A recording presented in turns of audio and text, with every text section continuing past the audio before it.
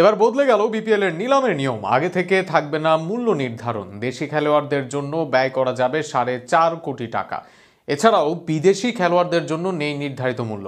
6টি ক্যাটাগরিতে থাকবে দেশি খেলোয়াড়। আরও শুনুন প্রতিবেদনে।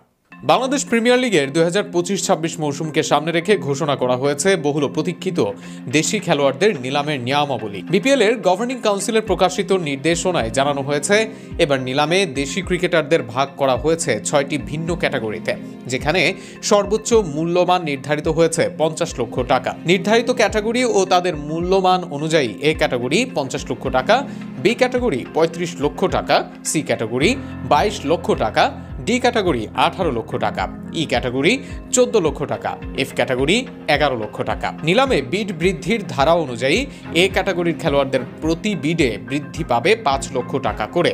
বি ক্যাটাগরিতে প্রতি বিডে বৃদ্ধি নির্ধারিত হয়েছে 3 লক্ষ টাকা, সি ক্যাটাগরিতে 1 লক্ষ, ডি ক্যাটাগরিতে 50,000, ই ক্যাটাগরিতে 30,000 এবং এফ ক্যাটাগরিতে 20,000 টাকা।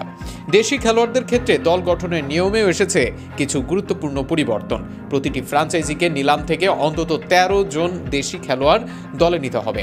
এছাড়া নিলামের আগে সর্বাধিক 2 জন দেশি খেলোয়াড় ডিরেক্ট সাইনিংয়ের মাধ্যমে দলে ফেরানো যাবে।